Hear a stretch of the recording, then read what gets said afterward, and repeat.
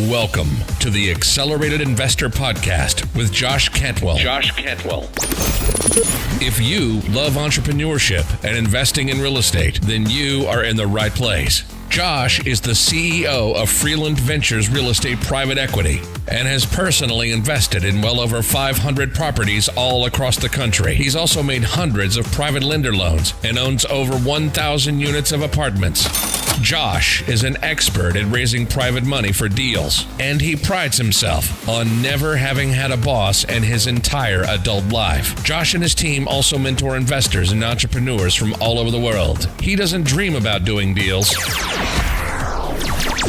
He actually does them, and so do his listeners and students. Now sit back, listen, learn, and accelerate your business, your life, and your investing with the Accelerated Investor Podcast. Hey, this is the Accelerated Investor Podcast with Josh Cantwell. Welcome back. Recently, I had the opportunity to sit down with my friend Danny Johnson from Flipping Junkie. So I wanted to introduce you to the interview, and I hope you really enjoy it. So hey, everybody, welcome back. Josh Cantwell. I'm excited to be back with you again with another one of our Strategic Real Estate Coach podcasts and interview series. I have with me today Danny Johnson, and Danny is a longtime seasoned real estate investor, but also an expert at online lead generation for real estate investors. Danny, thanks for jumping on with us today. How are you? Yeah, great. Thanks for having me on, Josh. Really appreciate it. Yeah, you bet.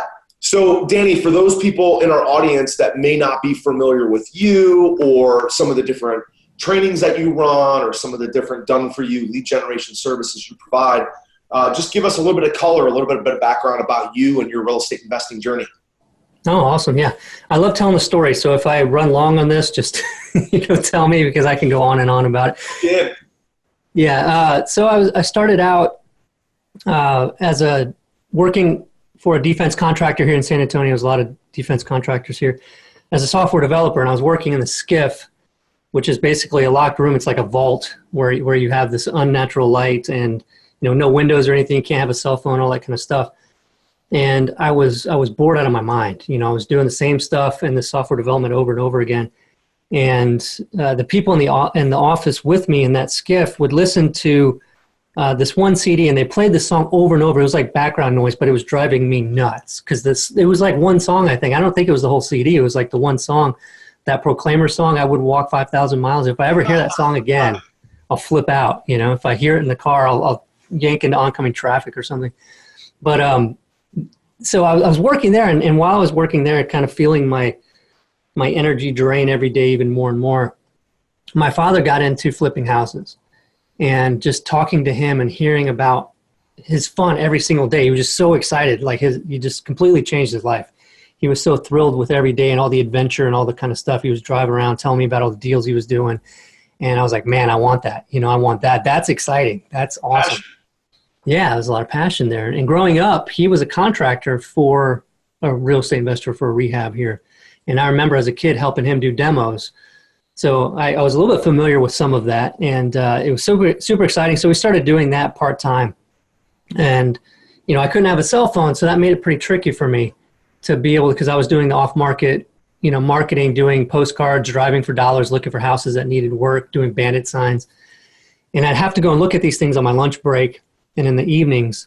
And you would think I'd be pretty exhausted from working a full-time job than doing all that stuff, but it didn't feel like work. That was my fun time. I couldn't wait to go do those things. And so we got into the business, and it took me about 3 years to go full-time just because I was kind of nervous about the consistently getting deals, even though I was losing money by staying at my full-time job. So finally, they decided to let me go because they found out I was focused more on my outside work at work than I was on the work that I was doing there. And so they kind of kicked me out and forced me to go full-time in real estate investing. So anybody out there listening that's struggling with that right now, know that it's pretty common, and a lot of people struggle with getting rid of that safety net of that job. But we were flipping houses. We were doing quite a bit of business, doing about 35 deals a year. And we took a vacation on the West Coast, going from San Diego all the way up to Seattle for about 3 weeks. And on that trip, we stopped at this place in Oregon that has the Spruce Goose, Howard Hughes' big flying boat thing, the wooden one from World War II. And I told my wife, I said, when we get back, I'm going to take flying lessons. I'm going to get my pilot's license. And so we got back. I just was all in on that. I was super excited about it. In 2 months of training, and I got my pilot's license. And we were still getting leads and doing some deals. But basically what I found was all the marketing that we would do would produce results mostly about 3 months from when we did the marketing. And so that residual of the 3 months before or prior doing all that stuff was still bringing us deals, but I had stopped because I was so focused on the pilot thing, kind of playing semi-retired. And so everything kind of dried up after that. And I was having trouble getting motivated. I just wanted to go flying all the time and all that kind of stuff. And so I was like, man, I need to get motivated. And I was working with a buddy of mine, and we were kind of doing these accountability meetings together and trying to just figure out, like, how can I get motivated to get everything cranked back up? And, you know, he was wanting to know how to get into the business. So I was like, well, why not just, instead of just helping you, why don't I start a blog? And that became Flipping Junkie. And I can teach people how to flip houses, right? And just show them what I'm doing. Because right at the time, there were two types of blogs. This was about 2010, I think. There were two types of blogs out there. One is where people would show you the houses they were fixing up, right? You would go to there and it's like the daily, like, we're putting drywall in. Right. But you didn't know how they got the house. You didn't know about the numbers, how they analyzed it, all that kind of stuff. You just saw the rehab. And then the other type was the type where they would say, you know, if you're going to meet a seller, here's what you do. Here's the top 5 questions to ask them. But then you didn't hear about any real world, like, marketing and what the deals they were doing. So I thought, why not show people all aspects of it? And since I need to ramp this up, I got to plan out my marketing and do all this kind of stuff. So I spent 34 weeks where I actually documented on that blog every week all the marketing I did, every single call I took, why the people were selling, what they were asking for the house, how I analyzed whether I was going to go look at the house or not, just everything. You know, the deals that we got. And that turned into a book because so many people were fascinated by the whole thing of seeing just from A to Z every single thing I was doing. And that's called Flipping Houses Exposed. So, you know, a lot of people have read that, and a lot of top investors that I know around the country got started with that book. And it's kind of weird when I meet them and they tell me that, and I was like, wow, you know, you're a huge investor now. But the thing that they were getting out of that was just the fact that the sheer number of leads, you know, we were going through. And I think some people don't know what to expect when they get started. They think, well, if I look at 10 houses, I probably should buy one, right? One should be a deal. But then they see something like that, and they see that I'm passing on 20, 30 of these leads sometimes. And that's the reality a lot of times, right? Depending on what kind of marketing you're doing, how savvy you are in putting deals together. And so that was really something. And people were contacting me after reading the book or the blog and saying, hey, you know, you generated 495 leads in that 34 weeks. And the majority were from your website. I want a website. Where did you get yours? And at the time, there was nobody really doing that. And I said, well, I created mine because I'm a software guy. And I don't really have time. I'm sorry to create one for you. That's just not my thing. And I don't know why a light bulb didn't go off. You know, it wasn't the accident thing like you had in your story. Business. It's a business. Right. I get money from that. Right, right. It took talking to my friend Brandon from Bigger Pockets. We were talking on the phone, and that came up. Something came up about the websites. And he said, why is nobody doing that? And then the light bulb came on. Yeah. You know, it's like, why is nobody doing that? I didn't think about that. Okay, well, so we put together Lead Propeller, and that was about 5 years ago. And just put those together in a way that people could get a website and have it running within minutes with all the right SEO, the right content, the 2-step opt-in forms that we pioneered, you know, texting. So as soon as a lead comes in, you get that text message on your phone so you can call them right away. Stuff like that is huge because back when we were getting started in that, I had to get a BlackBerry because it's like I'd get an email, but I wanted to beat my competition. I didn't want to be checking my email every 5 minutes. I wanted to know when that email came in. Right. You know, and then the texting stuff came out. We were able to get those texts. I could get rid of the BlackBerry, you know, and find out because when we're on Google, right, you'll go to, if you're looking for a service, you'll go to a website, find out some information about it. You might submit your info to it, but then you'll go back and go to the next one, right? And so if you find out as soon as they submitted that form to you, right when they do it, you can likely contact them while they're still on your website.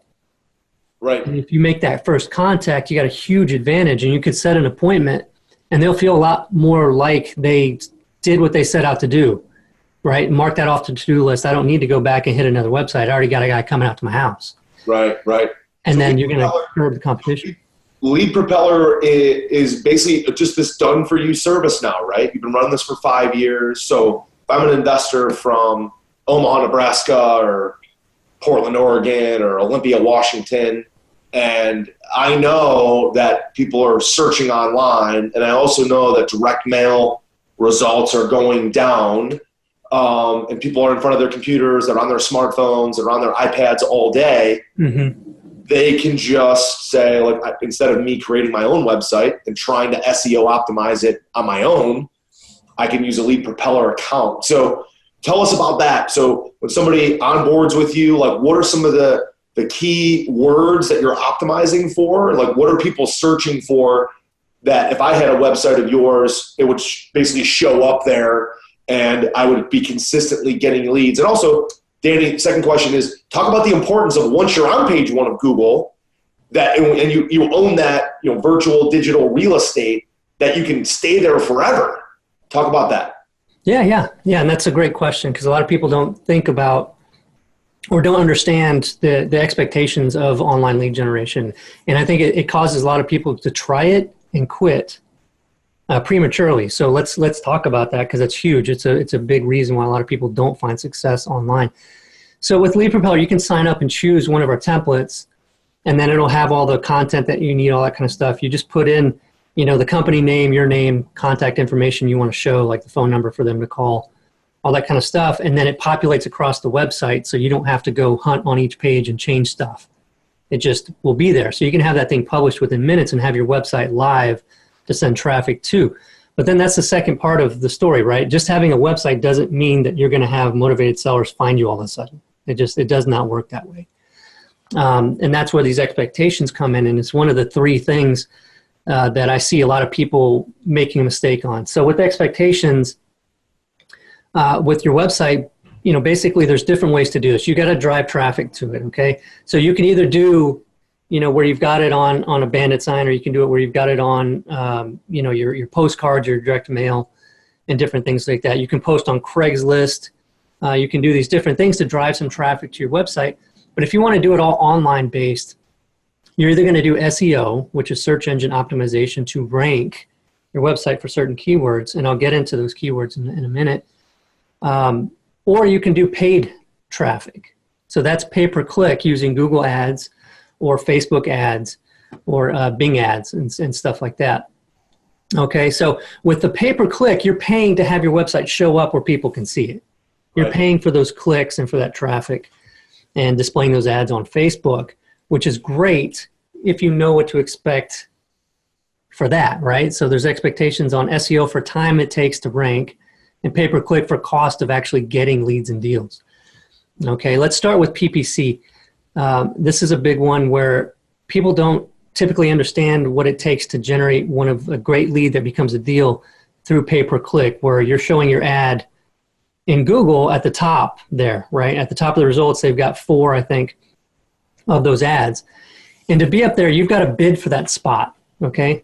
So you got to bid for that spot, and people don't know what to bid, right? The keywords, and it's per keyword. Some of the most competitive keywords, because they work, are we buy houses in your location, or sell house fast in your location, like San Antonio is where I'm at. So it would be sell my house fast San Antonio.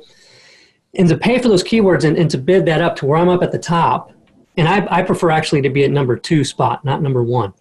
Because I think you get some tire kickers, see what number 1, what is this about? And number 2, then they go and actually submit or call you. So that's a good tip. Save you a little bit of money where you're not paying twice to get twice as much just to get to that number 1 if you're already at number 2. It works just as well. But the way to figure out what that might take in your market, and this is just an estimate, to give you an idea of how this works, is we reverse engineer what we're likely going to make on that property and what we're willing to spend to get it, okay? So if we've got a house if we typically will rehab and we're going to average like 25 or 30 grand on a rehab. Okay. And then we got to look at, okay, well, how many leads do I typically need to get to be able to get that one rehab? Right. So if you're pretty good, you're going to do maybe like 1 out of 5 of leads, or 1 out of 10. Let's just do 1 out of 10 for simplicity. So if we're going to need 10 leads, right, to get that one deal. So we had 10 people wanting to sell. I end up buying one of them. We're going to flip it and maybe make 30 grand on it. So now I know I need to get 10 leads to my website. And pay-per-click, usually you find that they're actually quite a bit more motivated because you've targeted those keywords showing that they're looking for you, right? Searching for that term, right? They're looking online for a solution to a problem. Very specific. Sell my house quickly, sell houses fast, we buy houses, etc. So it's not like you're sending it to just an absentee owner, direct mail piece that may or may not be motivated. This person's online specifically searching for that term, which indicates that they're probably looking to sell. Absolutely. So you find that you get a lot more motivated sellers through these methods. And that also is why you want to be able to speak to them right away, because they're more motivated. If you don't find out that lead came through your website for several hours, your competition, if they got the same person, could have talked to them and been at the house and made the offer and got the deal, because the people are ready to sell a lot of times. Okay, so we've now figured out we need 10 leads, okay? So how many people need to come to my website for me to get those 10 leads? And a typical conversion rate for a website, depending on the traffic you're sending to it, can be anywhere from less than 1% up to as much as 20-25% conversion rate. So let's just use 10 again, just for simplicity here. So if we got a conversion rate of 10% of these people click on our site, so every 10 people that click on our ad will become one lead. And we need 10, remember we need 10 leads. So we need 100 clicks, because out of the 100 clicks, we'll get 10 leads in, and then we'll get that one deal to make us 30 grand. So how much those clicks cost? Now, typically, for some of these keywords, you're looking at least about $25 a click. Okay, and that's big, because when people don't know that, they're trying, they hear, AdWords, PPC. It's now called Google Ads, by the way. I've just been doing it for so long. It's like AdWords. But they say, with PPC, you can bid $1.50 for a click. It's like you're not going to be seen anywhere, You got to be up at the top. And Google even still, I've seen people show me in their accounts where Google's telling them, if you want to be at the number one spot, $5 is enough. And I was like, that's garbage. You will not get the number one spot for $5. And so $25 is a good number. Sometimes it's more. Some markets, Houston, Texas, some of these things you're paying $40-$50 a click for some of the top keywords. And I'll tell you something about the keyword stuff too in a minute that will help you if you're worried about that, thinking, well, I'm going to be competing with these big companies on these keywords. But there's a tip here about this. But let's say you're going to pay $25 per click. We know we need 10 clicks to get 10 leads that make one deal to make 30 grand.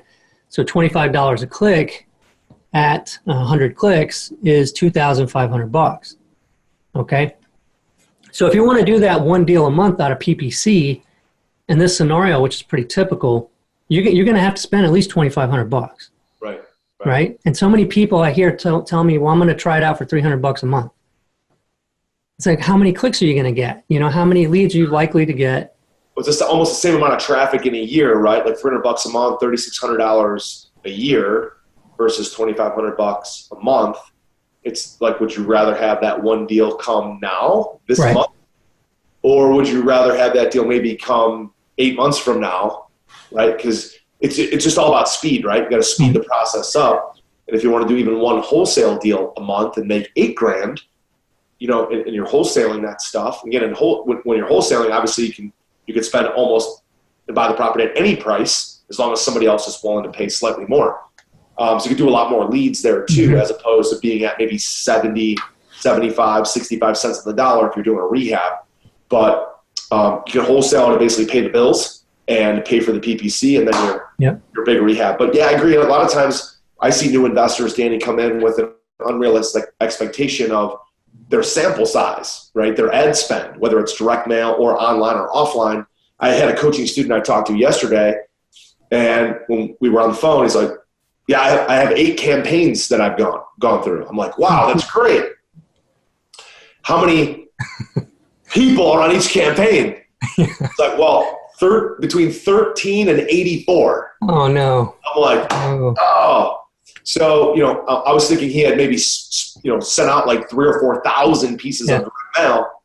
He's like, no, I've sent out about 300 pieces of mail and I haven't gotten a deal yet. I said, well, even if you got a 10% response, astronomically high, you might have got 30 leads and you need about 20 to 30 leads to do one deal. So the sample size is too small. So I think that's a big part of the expectation for investors if they're using Lead Propeller is they've got to come in knowing, like you said, reverse engineer, but also knowing like I'm going to have to spend a few bucks based on my cost per click. So if you don't have that expectation, realistic time frame, it's like, well, don't do it at all, right? Especially if you're on a PPC level. If you're on an SEO level, which you're going to talk about in a second, you can take a little bit more time to get up on page one, and then once you're there forever. Right. So just touch base on that for a minute. Yeah, I'll do that. And real quick about the PPC stuff, and it goes into like what you're saying with the mail. A lot of times when people don't know those typical numbers, what is typical for direct mail response rate? If they don't know, it's hard to, and so same thing with PPC, same thing with SEO. If you don't know what to expect, if you don't know what those numbers are, you could end up just tipping your toe in, spending $300 here, $300 there. Next thing you know, you're $1,000 in. You didn't put enough to actually get results. And so you're thinking it's not working and I threw away all this money. I don't want to throw any more away, so I quit. I'm going to try something else. And they go and do the same thing with direct mail. They go and do the same thing with something else.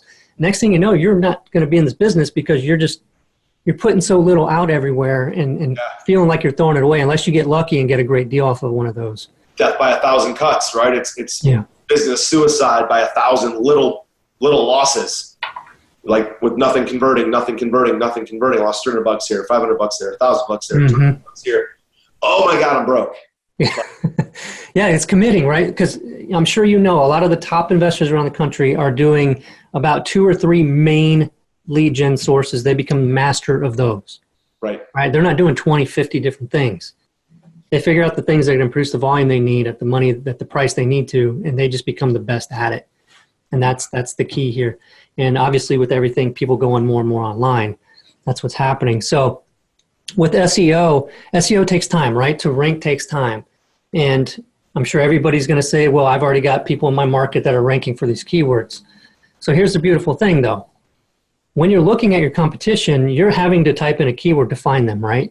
You're typing in We Buy Houses St. Louis, you're typing We Buy Houses Cleveland, whatever it is, that's the keyword you're typing in. Well, my website right now ranks for, I think, between 4,000 and 5,000 different keywords. Nice. People are typing all kinds of things to find you in different situations. It's not just those keywords, that one that you type to find your competition. It's, all this other stuff. And the competition isn't there for all of that. So yes, we want those high competition keywords because a lot of people are searching them or motivated sellers, but you can start out with the lower hanging fruit that maybe doesn't get as much traffic. But when you target a lot of them, that starts to add up and the traffic does build up. And next thing you know, you're generating these leads. And the way that people do that is through content marketing, how you rank for these keywords. You're basically having blog posts written or you write them that contain these keywords. And usually about 1 to 2 keywords per article is what you want to focus on. And actually, we did a bunch of research because they might be saying, well, what keywords are these, right? Which ones are actually producing results? And with Lead Propeller, we have services department where you can pay to have us manage your PPC and do your SEO and all that kind of stuff. Well, we looked at I think it was over $2 million of ad spend across a bunch of different accounts to see which keywords people were searching and clicking in and then actually becoming a lead. So it's like which ones are actually producing a lead, not just getting people to the website, but actually then going on to say, hey, I need to sell my house, make me an offer. Right. And so what we found was I think we put together a list of the top 50 of those. And then we've got that if you want me, I can tell them the URL where to go to get that list. Yeah, Danny, what is that? Where can they get it? It's at sellerleadhacks.com, sellerleadhacks.com/keywords. Perfect. We'll put that in the show notes. Get that for free. Just put in your email, you'll get those 50 keywords. And then after you click into that, then there's a little thing there for a special for content marketing to find out how to use those keywords. So it's pretty cool. So once you have those keywords, you can focus on writing these articles and doing this kind of stuff to be able to do that. Now I'm going to tell you another thing that works right away too, to have, and it's actually something that I'm very big on. And this is what a lot of people are not focused on right now. And they need to be, because within about a year or two, it's going to be pretty tough for you online if you're not starting this now. And that is, I want to tell a quick story, take 2 minutes, but it'll explain like the purpose of this. I was at my dentist office and I was walking outside of it. I was leaving the dentist office. There was a couple standing right outside the door. As I walked past them, I heard the woman say to the man, I looked for them online, but I couldn't find them. And he said, oh, okay, well, that's too bad. And then she said, yeah, and check Facebook and they're not there either. And then he goes, oh, well, I guess we'll have to find somebody else. Right. And it's like what everybody's doing, right? Everybody is, if you're looking for a service, you're going online, right? You're going online to find out about it. And it's not just finding the website, but they want to find them on Google, on Facebook, all this kind of stuff. And they're looking for reviews, right? We're a service business. We don't go anywhere. Like, Danny, my wife handles sort of our vacation planning typically. And like, I've learned that I shouldn't handle it, because when I look at it, I'm like, this place looks awesome. Let's book it. Yeah. She's like, place looks awesome. Let me look at the reviews. Yeah, bed bugs. And all the reviews, right? She's looking for someone that's got lots of reviews, and she's really good. And then she'll call the owner, like if we're going on vacation, a VRBO, Airbnb. So I've learned, like, hello, what are other people saying? As opposed to in the past, right? It was always like word of mouth. Like you found your dentist, you found your, whatever through word of mouth. This is essentially digital word of mouth, right? Is reviews. And if you're not online and you're not in Google, you're not in Facebook, and there's no reviews, you're going to be in trouble. Even, and people think, well, I'm just buying houses. But yeah, sellers who are savvy, they know that they want to deal with a reputable company. They know there's a lot of garbage out there. And so it's really important not just to rank, not just to call that lead within the first 5 minutes of it opting in, but then making sure that there's content behind that, right? Yeah. So just talk about that for a second. Like, what kind of stuff should they have? Where should they be to make sure that they have that social proof behind opt-in? Yeah, that's big. And we can't anymore ignore this either. This is not something where I don't want to be online. It's like you have to be, because if you're sending direct mail, people are likely going to search for your company, your phone number, all that kind of stuff in your direct mail piece online just to find out who is this guy? Who's this guy who wants to buy my house? And they're going to go online. If they're not finding you, they're finding your competition who's got great reviews. And why wouldn't they just call them? Because there's proof online, whereas your postcard didn't have any proof other than what you put on it. Right. And so there's a lot here that we need to be careful of and pay attention to, because if we're not doing these things right now, and I'll tell you those things that you asked me in just a minute, and your competition is, and you go online and you look and you say, well, man, this guy's got 50 reviews. How am I gonna catch up to that? I'm going to have 2 or 1, and people are going to want to always go with the 50 guy. I need to be the 50 guy. Now's the time to be the 50 guy. Do it now. Build a system so that every person that you talk to, and colleagues, business associates, all them can do reviews too. Don't have people lie, say that you bought their house, but they can review your integrity and all that kind of stuff. And then have every seller go and put it. And where you want to do it is a Google My Business page. You need to put your business on there. Even if you don't have a website, you should be putting that on there, and fill out the whole profile. Put all the images, get an image of if you've got an office or something, or an indoor like the inside of your office, take a picture, get those pictures on there. Picture with you and some sellers, some contractors, some ugly looking houses. And don't use ugly in your marketing online either. Yeah. You'll run into problems. It's trademarked. Don't do it. We've gotten many letters in the past, and they'll take websites too. They'll do it. So anyway, fill those things out. And for the images too, you can even create an image that looks like a bandit sign, or even of a bandit sign, that says "We Buy House" with a phone number, and put that image in there. Because whenever I get my stats back from Google and they tell me the images, how many times they've been looked at, and they tell me the one that's been looked at most, and it's that one that has my call to action with my phone number on it. Right. So it works great. And then Facebook business page, you got to have that nowadays. Everybody's on Facebook. Everybody's grandmother's on Facebook. Get a Facebook business page and fill that thing out, and just just do posts randomly. And like if you buy a house, post a picture of it, you know. If you're looking at a house, and be careful of this, I guess you wouldn't want to put an address if you haven't bought it yet, but just put what you're doing on there. Mm-hmm. And I remember watching this plumber before on Facebook. He had these videos of him doing repair jobs. And people were loving it. They were just like, you know, because he's just talking through. It's like, oh, I didn't know you could do that. Yeah. And so people might not need a plumber, but they remember him when they do. And, you know, he taught you something. So you're going to call him and be like, I like this guy, you know, and I'm going to call him up when I need some plumbing work. And that's the kind of thing that you're getting views on Facebook. He's got to be good because that's like the boringest topic ever, right? So, but yeah, I mean, I've got some of our members and coaching students that do a phenomenal job of like before and after photos, or if they're even in a house that they're about to rehab, they're in a tile store asking their audience to give them feedback, like, do they like this subway tile or this tile instead, or this white design or this thing that's got black in it? You know, vote for A, B, C, or D, right? And then when they come back with the actual property that hits the market, bam, that thing, they have an open house, they've got 1,000 people there, and people are showing up. And everybody wants to be in real estate. I can tell my audience all the time, Danny, you probably say the same thing. Everybody wants to be in real estate. Mm-hmm. Like, even part-time own rental properties, just passive cash flow. It doesn't have to be their main thing. Like, they don't have to be in software like you are, and lead generation like you are, or coaching like I am, and have a big portfolio. Everybody, I mean, everybody around wants to do something in real estate. So just be interesting, right? And get that stuff out there. Not only is it going to help with your brand, but help you with deal flow. And then when somebody is opting in that actually wants to sell their house, see your Facebook page or your Google page, right? They're more likely to be like, okay, this guy's legit. He's been here for a while. He's got reviews. I'm going to call him. And even if I have a couple of different offers, maybe they go with you because they know you can close because you have proof and credibility online.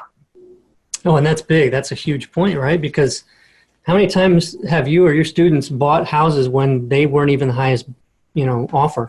All the time, yeah. You know, because people liked and trusted somebody else or trusted them over the other people. You know, even when, and it's crazy how many times I've heard that too, you know, where people are like, we just liked you more. Yeah. You know, we didn't trust this other guy. Yeah. Know? People want to do business with people they know, like, and trust, right? Right. So even if the offer is better, for sure. Right. Go ahead. So Danny, so a lot of investors might say, like, I love the idea of lead gen, but I don't want to do any of this stuff myself. Like, I just want to flip houses, or I just want to build my portfolio. I just want to wholesale properties, and I just want to cut a check or invest X amount of dollars and let the experts be the experts at lead gen. And that's really your passion, right? Yep. So give us an idea of maybe a checklist, or like, what are some of the things, if somebody did come and sign up for your service and they're really interested, what's sort of like the first 3 to 5 to 10 things that are kind of on your checklist that you guys actually do for somebody to get them leads, whether it's PPC, whether it's ranking, whether it's Facebook, whether it's Google? What does that look like, that process of onboarding with you? And what are some of the things that you guys do for them so they know what to experience? Okay, yeah, sure.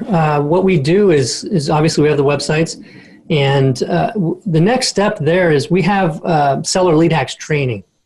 Okay, and this is 15 hours, I think it was. I spent 2 months, just all the stuff that I learned myself to rank and then do PPC and all this kind of stuff went into this thing. And it's like 15 hours of training on online lead generation, PPC, SEO, all this kind of stuff.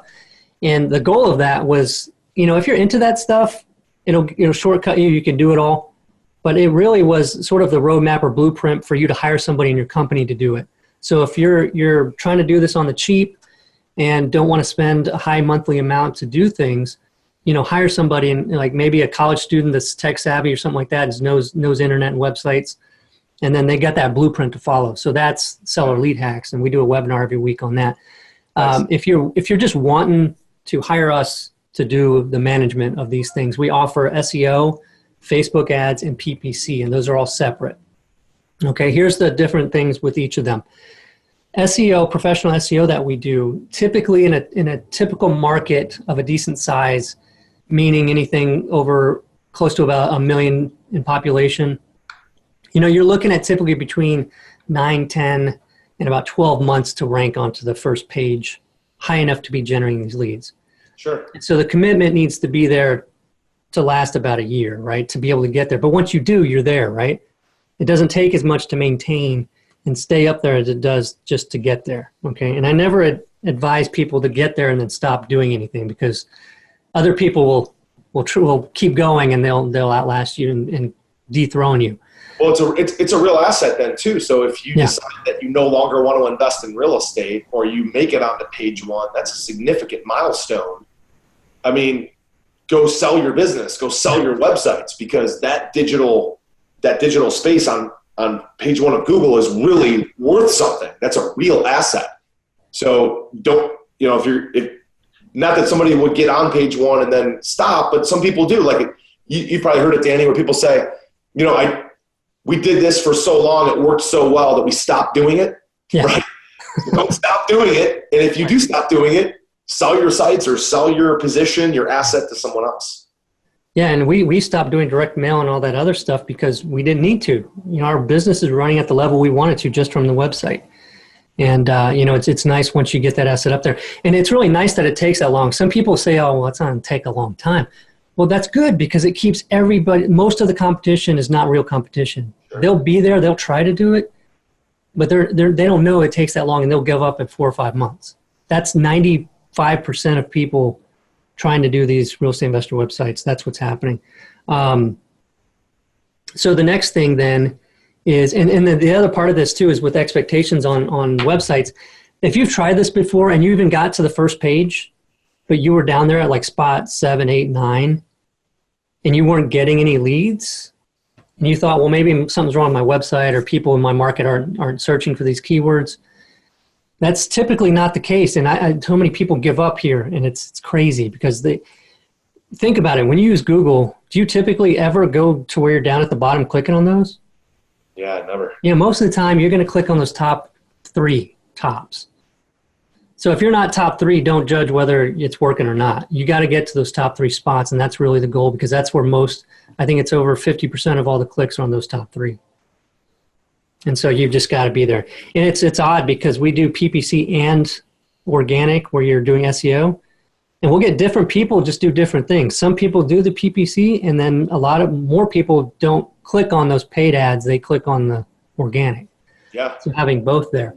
So with the PPC, we do that, and we can get you up there where you're showing up within, a week or 2, where you're already showing up at the top there. And so that's sort of like, if you've got the money to spend and you can put in that ad spend like we talked about, maybe $2,500 or something, depends on the market, you can start generating those leads now, doing the deals, getting that profit, and investing in your SEO. Yeah. And that's typically the way we like to do it. With Facebook, and with those set up on those, we just make sure that your website, the Lead Propeller site, is good to go, and there might be a couple tweaks that you've got to make for PPC, or setting up the landing page for that, and we help you with that here. Facebook's a little bit different, because we got to set you up your Facebook page and make sure you got some content for it. So there's a little bit more involved in the onboarding, but still not a ton of work. We just give you a list of stuff that you need to get us, and advise maybe to make a video and stuff like that. And Facebook, you can get cheaper leads on Facebook. Right, you do get cheaper leads. What we found, though, is that they're typically not as motivated as PPC. Yeah. So it'll been like generating the highest quality leads. Like the thing that you're doing for real estate investors. Many years ago, I used to own a real estate brokerage, and I generated buyer leads for my realtors. And we did Facebook, we did Google, and Google was more expensive, but those leads converted significantly higher. The return on investment was significantly better in Google, because those people are actually searching for those websites versus in Facebook. It's less of a search, and it's more like, well, it's in my face. Yep. I've been targeted by Facebook's algorithm, and I might be looking, but I might not. So it might be less expensive, but also less motivated in Facebook. So if you're looking for quantity, Facebook might be better. Quality, I've always seen the same thing, that Google's always been the better. Yeah, and I hear people talk about, well, PPC it's come and gone. Well, in this business, it hasn't. And it's funny is because people say the same thing about direct mail. Like, a time is gone for that. Well, guess what? Most of my friends that are top investors still direct mail is their number one, thing. And I've even been one to say here that direct mail is dead. And it just depends on what you're doing. If you're willing to spend the money and do the volume, it could work just fine for you. But anyway, so that's interesting. Yeah, those are the things that we do. And there's a little bit of onboarding for it. But, different ways to do Facebook and PPC to get those leads right away, to generate that revenue, invest in your SEO for long term.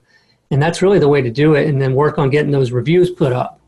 Yeah. Be that person that other people will look and see yours and say, oh, I'm not even going to try to compete. This guy's already got, this many reviews. And most people are not that focused on trying to get those reviews on Google and Yelp even. Yelp, people are looking at Yelp all the time, getting those reviews on Yelp. Nice. So that's big tips to make sure that, as we move forward, like I said, even if you're not online or interested to be online, you need to be getting those reviews. Yeah. And putting them on. Yeah, for direct mail and even referral leads and, people that'll look you up that are at your networking groups and your REIA clubs, those guys that have lots of reviews are going to get more deal flow. Yeah. Without a doubt. Danny, I was thinking about what you're saying, and what came to mind was the idea of a bonfire. I don't know why this just jumped into my head, but, if you build a bonfire, you can either build it and this is the comparison, the analogy to SEO. If you build it with lots of kindling at the bottom and those hot burning coals, that's the analogy of SEO. You build it takes a little longer to go. But once those are going, the bonfire stays all night and doesn't ever want to burn out, right? Yeah. Versus PPC is like taking the lighter fluid and pouring it in the fire, and all of a sudden it's like, boom, the fire's massive, but it burns out if you don't add more lighter fluid. Yeah. So both approaches work online. It's just a matter of what works better. Like, how much patience do you have? Are you in this for the long tail or not? Or are you using other strategies and you're looking to just pour some gas on the fire? Yeah. And if you have other strategies already working, maybe like direct mail, maybe you have a campaign that you love that's really producing results and you want to just add another thing, then maybe PPC is the way to go because you can get leads right away. Yeah. If you're looking for long-term sustainability, then SEO has got to be your main thing, but you got to realize it might take 6 to 12 months, and you can always add the PPC, the gas on the fire, right? Yeah. But that seemed to make sense. No, I love that, and that's actually why we changed the name of our services, Lead Propeller Services, to Lead Propeller Fuel. Oh, there you go. Fuel in the fire. So you got it. Like you nailed. It took us 5 years to figure that out, and you figured it out in 30 minutes. Yeah. Well, I've been looking at your website for the past couple of days getting ready for this, so maybe subliminally I saw it somewhere. Yeah, I don't know. But that's fantastic, Danny. So listen, as we kind of round up here in round third and kind of head for home, you also have a really popular podcast, an interview series. Mm-hmm. Tell us about Flipping Junkie. And obviously, we did an interview for that, so our interview is going to be on your podcast as well. But tell people where they can find your interview series. You got tons of interviews on there, lots of great reviews there too. Yeah, check it out on iTunes. Just search for Flipping Junkie or Flipping Houses, and I think it comes up in the search when you search for either of those. You can also go to flippingjunkie.com. That's where I started doing those 34 weeks, and we've got a lot of other posts, and we put all the podcast episodes on there. So check that out. And then if you're interested in Seller Lead Hacks webinar to find out more about that training, just go to sellerleadhacks.com, register for the webinar. And then for the services, if you're interested in Lead Propeller Fuel stuff, go to leadpropeller.com and check out the services tab so you can put an application in. Because we don't, for PPC and SEO, we don't take on more than a certain amount of people per market. Sure. Because then we're competing with ourselves, with everybody. And so we only depends on the size of the market. So we've still got a lot open, so check it out. Got it. Yeah, we'll put all those links in the show notes as well. You can check those out as well. So Danny, any final parting shots or words of advice for our audience before we wrap up? Yeah, the biggest one is just to make sure that, when you're looking at generating leads, which is the lifeblood of most of our, investment businesses, is to pick 1, 2, or 3 of your main focus marketing methods.